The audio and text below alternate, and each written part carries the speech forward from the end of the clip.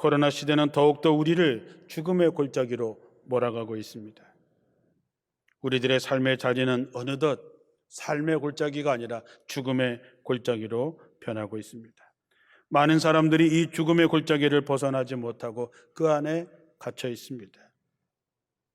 지난날에 받았던 마음의 상처를 극복하지 못하고 괴로워하는 사람들도 있습니다. 지난날의 부끄러운 기억 때문에 점점 어둠 속에 뒷걸음질 치는 사람도 있습니다. 코로나 때문에 경제적인 위기를 당하는 사람도 있고 신앙적으로 뒷걸음치는 성도들도 있습니다. 이것이 우리에게 주어진 현실입니다. 자, 이제 어떻게 해야 할까요? 오늘 호세아 선지자는 우리에게 외칩니다. 하나님께로 돌아가라. 우리가 하나님을 힘써 알자. 그것이 살 길이라 하는 것이지요. 새벽 기도 때 나누었던 야곱을 한번 떠올려 봅니다. 야곱은 자기 아버지를 속이고 형을 속이고 축복의 기도를 받는 데까지는 성공하지만 형이 그를 죽이려고 하는 마음을 가졌을 때에 그는 먼 길을 도망치게 됩니다.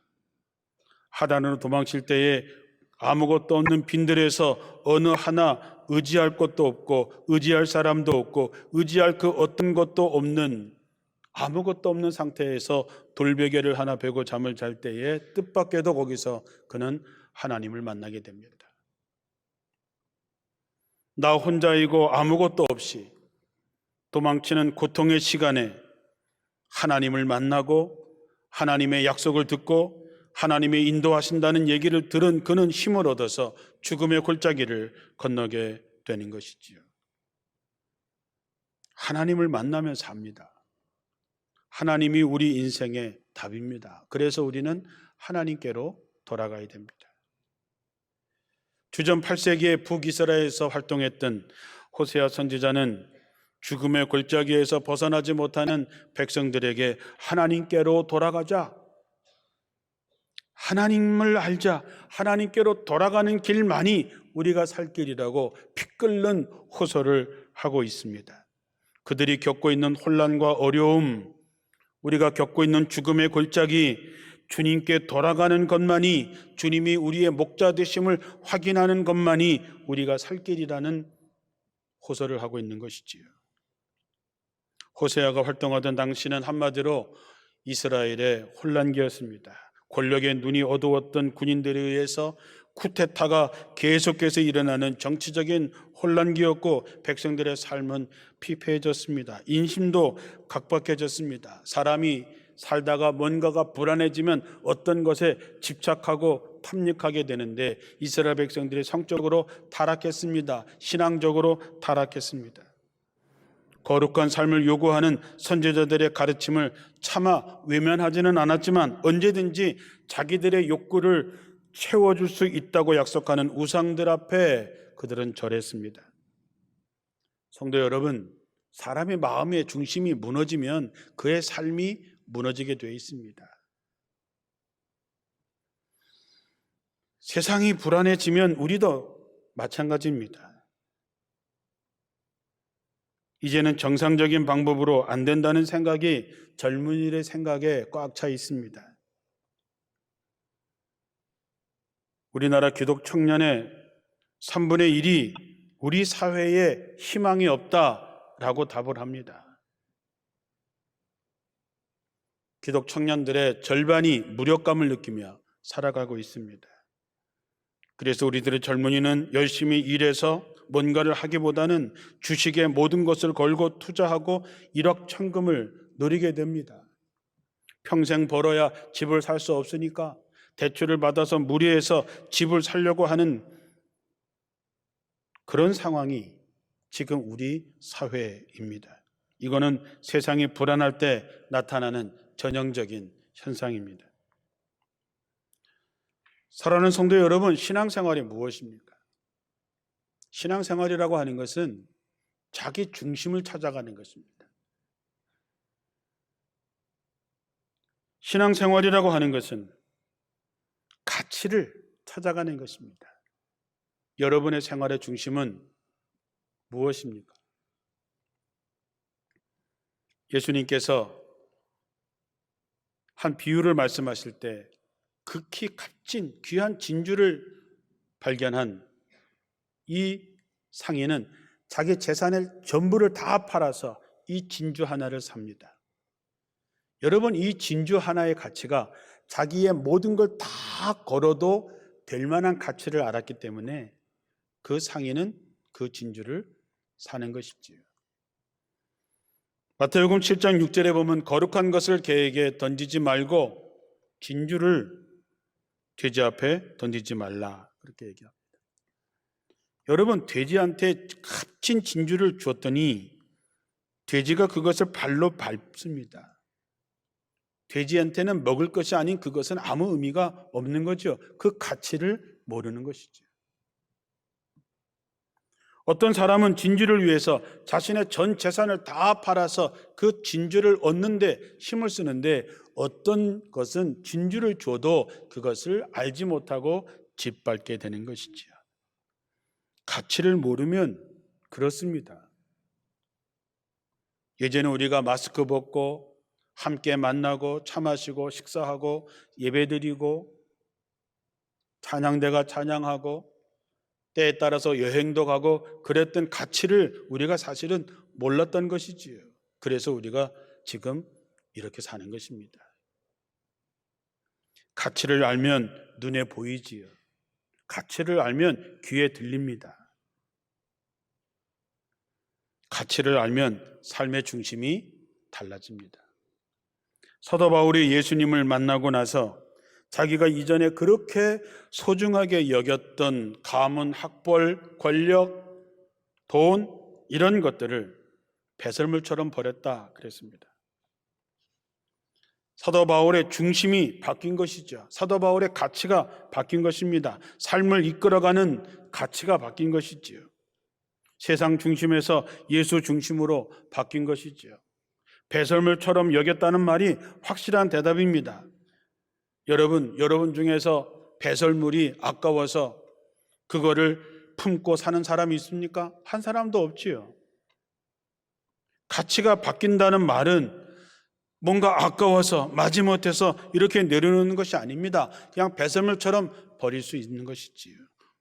우리가 인생을 살면서 우왕좌왕하고 계속해서 흔들리는 까닭은 아직 중심을 바로 찾지 못했기 때문입니다. 예수님은 중심 없이 흔들리는 사람들을 달래기도 하고 꾸짖기도 하십니다. 그들이 가는 길을 막기도 하시고 야단도 치시고 혼도 내시고, 그러면서 그들을 차마 치지를 못하시고 다시 돌아오라고, 내 품으로 돌아오라고 말씀하십니다. 하나님은 우리에게 큰 약점이 하나 있습니다. 그건 뭐냐 하면 우리를 향한 무조건적인 사랑입니다. 도대체 하나님이 우리를 왜 이렇게 사랑하시는지, 우리를 이렇게 생각하시는지 도무지 알 바가 없습니다. 그저 감사할 뿐이지요. 시편 144편 3절에 하나님, 사람이 무엇이길래 주께서 우리를 이렇게 알아주시고 도대체 인생이 무엇이길래 하나님 우리를 그토록 생각하십니까? 하나님은 늘 뜻을 돌이키셨습니다. 하나님의 사랑은 하나님의 분노보다 훨씬 더 강렬합니다. 호세아가 경험한 하나님은 부드러움과 자비함입니다.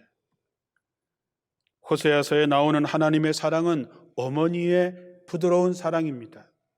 끝없이 집을 나가고 끝없이 집을 나가고 끝없이 집을 나가도 가서 데려오고 끊임없이 품어주는 어머니의 사랑입니다. 아내와 남편의 애틋한 사랑입니다. 불쌍히 여기는 마음으로 표현되고 있습니다. 호세아서에 나타나는 하나님의 뜻은 파괴와 심판이 아니라 화해와 치유입니다. 하나님은 자기 백성들이 죄를 깨닫고 당신께로 돌아오기를 기다립니다. 이것이 우리를 향한 하나님의 뜻이고, 코로나 상황에서 자신들이 지은 죄 때문에 겪는 우리를 향해서 주님께서 말씀하시는 것이지요. 하나님께서 우리에게 사는 길을 가르쳐 주십니다. 그분이 바로 예수 그리스도입니다. 요한복음 14장 6절에 나는 길이요 진리요 생명이니 나를 거치지 않고는 아무도 아버지께로 갈 사람이 없다 말씀했습니다. 예수님이 우리의 길입니다. 진리입니다. 생명입니다. 예수를 통하지 않고서는 하나님께 갈 자가 없다 했습니다. 우리는 그동안 예수 천당, 불신 지옥이라고 하는 교리로 지금까지 살아왔습니다. 근데 여러분에게 한번 묻고 싶습니다.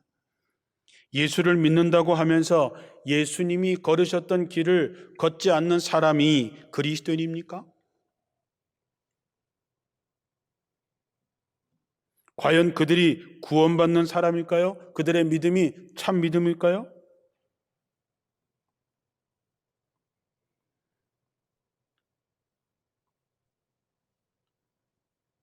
최근의 통계에 의하면 이제는 전도에서 교회 나오는 사람들이 없습니다.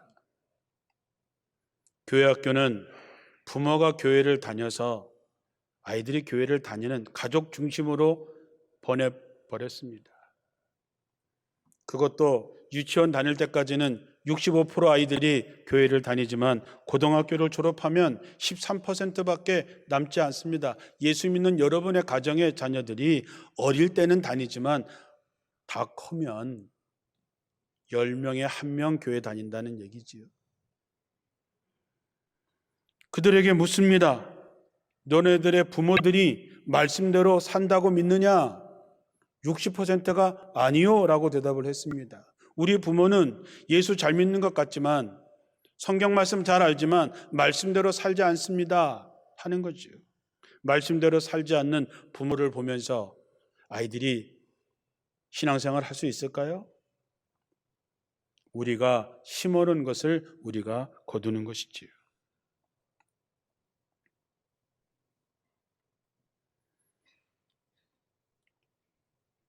예수님은 길과 진리와 생명이라 그랬습니다. 우리가 그것을 그렇게 고백하지요. 그러나 그러한 고백이 삶의 변화로 이어지지 않는다면 그것이 무슨 의미가 있겠냐 하는 것입니다. 초대교회에 세례를 주는 기준은 그 사람이 얼마나 헌금했냐, 그 사람이 얼마나 열심히 다니느냐가 아니라 그 사람이 얼마나 변화됐느냐, 그것이 기준입니다. 이 사람이 하나님을 믿고 얼마나 변화됐느냐를 보고 세례를 줬습니다. 그래서 세례 한번 받으려면 3년 정도가 걸렸다고 합니다. 여러분, 길이 왜 있습니까? 길은 걸으라고 있는 것입니다. 예수님이 우리의 길이요 진리요 생명 된다고 하는 것은 주님이 앞서 가면서 길을 닦아 놓은 그 길을 우리가 따라서 걸어가라고 하는 것이죠. 그 길을 걷는 사람들을 우리는 그리스도인이라고 부르는 것입니다. 예수님은 사람을 대할 때 마음을 다해서 정성을 다해서 만나셨습니다. 힘 있는 사람이라 그래서 마음 더 쓰고 보잘것없는 사람이라고 해서 함부로 대하지 않으셨습니다. 주님은 만나는 모든 사람을 하나님의 형상으로 지음을 받은 사람으로 보았고 하나님의 자녀로 보았던 것입니다. 예수님의 살아가신 삶은 우리가 살아가야 할 이유, 어떻게 살아가야 하는지 우리에게 보여주신 것이죠. 제가 좋아하는 동화 작가 중에서 권정생이라고 하는 분이 계셨습니다. 그분이 쓰신 우리들의 하나님이라는 이야기에 이런 이야기가 나옵니다. 제 마음속에 담고 사는 이야기입니다. 권정생 선생님이 어느 날 읍내에 일을 보러 갔다가 일을 마치고 돌아오려고 보니까 버스비가 모자랍니다.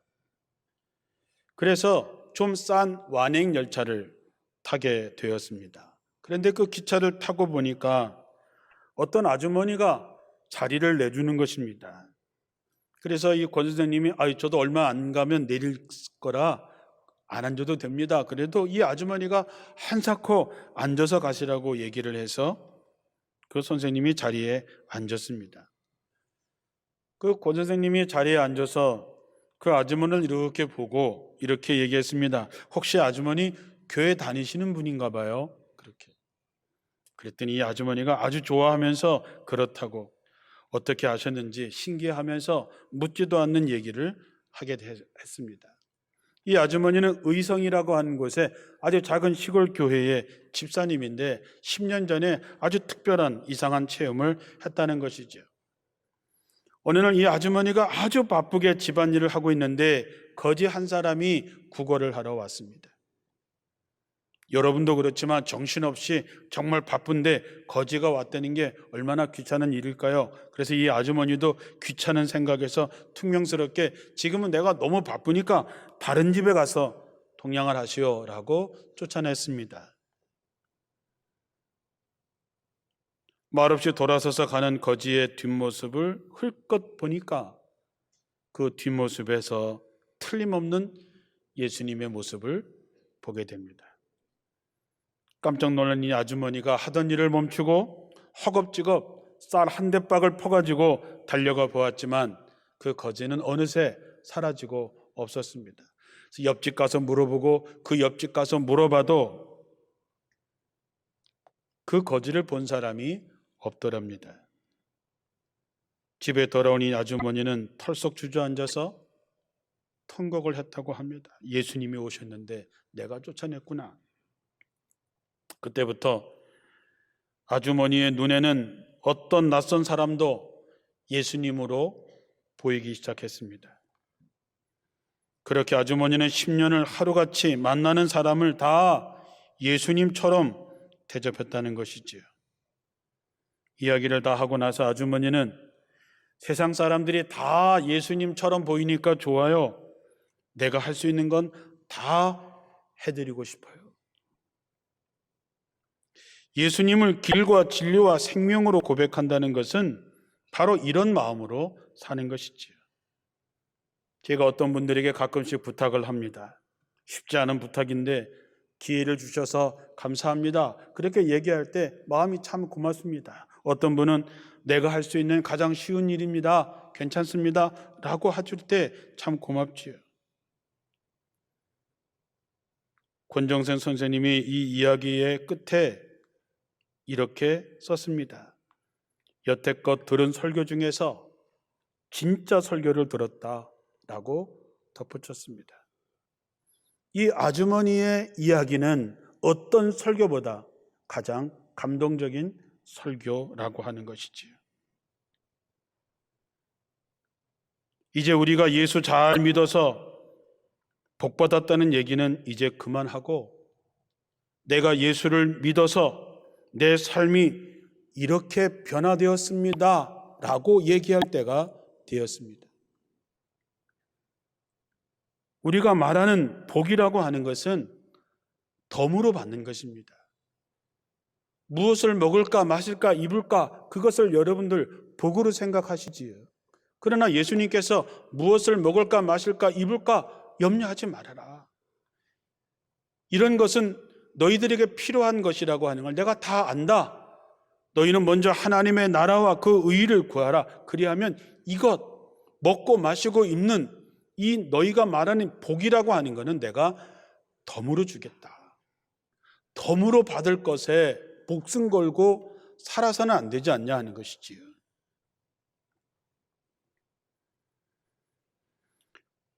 내가 예수를 믿고 얼마나 변화가 됐느냐. 내 중심에 예수님을 모시고 이제는 내가 사는 것이 아니라 내 안에 그리스도가 사십니다. 이런 고백을 하는 사람이 되어야 그 사람이 진짜 그리스도인이라고 하는 것이지요. 기회는 이것처럼 예기치 않게 찾아옵니다. 그 여자 집사님이 거절했던 그 거지의 뒷모습에서 왜 하필이면 예수님의 모습을 보았을까? 그건 알 수도 없고 설명할 수도 없지만 저는 그 여자 집사님에게 주신 하나님의 기회고 그렇게 보인 것은 하나님의 은혜라고 봅니다. 마태복음 25장의 최후의 심판에 수많은 사람들을 양과 염소로, 양은 오른쪽에 염소는 왼쪽으로 세우게 됩니다. 그때 임금이 오른쪽에 있는 사람들에게 이야기하지요. 내 아버지께 복을 받을 사람들아, 와서 창세 때로부터 너를 위하여 준비한 이 나라를 차지해라. 내가 줄였을 때 먹을 걸 주었고, 목마를 때 마실 것을 주었고, 나그네 되었을 때 영접해 주었고, 헐벗었을 때 입을 걸 주었고, 병들었을 때 돌봐 주었고, 감옥에 갇혔을 때 찾아와 주었다. 그때 양으로 구별된 사람들이 얘기합니다. 아니 주님, 우리가 언제 주께서 그런 걸 보고 한 적이 없습니다. 그러자 왕이 얘기합니다. 여기 내 형제 자매 가운데 지극히 보잘것없는 한 사람에게 한 것이 곧 내게 한 것이다. 염소로 분류된 불의한 사람들에게도 얘기하지요. 줄였을 때 먹을 걸 주지 않았고, 목마를 때 마실 걸 주지 않았고, 나그네 되었을 때 영접하지 않았고, 병들었을 때 감옥에 갇혔을 때 찾아주지 않았다. 그때 그들이 얘기합니다. 아니 주님이 오셨다면 우리가 당연히 했겠지요. 주님이 우리에게 오신 적이 없습니다. 그러자 임금이 얘기합니다. 보잘것없는 사람 하나에게 하지 않은 것은 곧 내게 하지 않은 것이다. 사랑하는 성도 여러분, 우리가 40일 특별 새벽 기도를 하면서 드려진 헌금이 인도네시아의 가난한 초등학교 아이들을 위해서 쓰여지고, 우리 주변에 정말로 임대료를 내지 못하는 교회를 위해서 쓰게 될 것입니다. 그것도 하나님께서 우리에게 주신 기회입니다. 우리가 그런 기회에 하나님을 기쁘시게 할 수 있다면 하나님께로 돌아가고 하나님의 마음을 힘써 알고 그 하나님의 마음을 헤아려 드릴 수 있다면 우리는 사는 길이 생기는 것입니다. 죽어가던 교회가 사는 것이죠. 비난받는 교회가 회복되는 것이죠. 칭찬받는 것이지요. 문제는 우리가 하나님을 신뢰하지 못할 때가 많습니다. 그래서 우리는 다른 것을 의지하고 삽니다. 기독 청년들에게 물었습니다. 성경대로 살면 어떻게 될 것 같으냐? 세상에 성공하지 못합니다 라고 대답한 사람이 40%나 됩니다. 왜? 하나님을 신뢰하지 못하는 것이지요. 하나님보다는 돈의 힘이 더 셉니다. 주님은 이런 마음을 꿰뚫어 보시고 나를 사랑하는 너희의 마음은 아침 안개 같고 덧없이 사라지는 이슬 같구나. 6장 4절에 말씀하고 있습니다. 하나님을 사랑하는 우리의 마음이 아침 안개와 같고 덧없이 사라지는 이슬 같다는 하나님의 마음이 우리의 마음을 아프게 합니다. 하나님이 우리에게 원하시는 것은 하라 하지 말라는 율법 조문을 잘 지키는 것이 아닙니다. 짐승을 잡아 바치는 제사나 찬양이 아닙니다. 6장 6절에 보면 내가 바라는 것은 변함없는 사랑, 너희가 나를 사랑하는 그 사랑이지 제사가 아니다. 불살라 바치는 제사보다도 너희가 하나님 나를 더 알기를 바란다 그랬습니다. 사랑하는 성도 여러분, 주님께 돌아가는 것이 사는 길이고 주님을 힘써 아는 것이 사는 길입니다. 내 마음의 중심이 세상의 어떤 것이 아니라 정말로 십자가 지신 예수가 내 삶의 중심이 되고 그 예수님이 우리의 삶을 바꾸고 우리의 걸음을 바꿀 때 우리는 삽니다.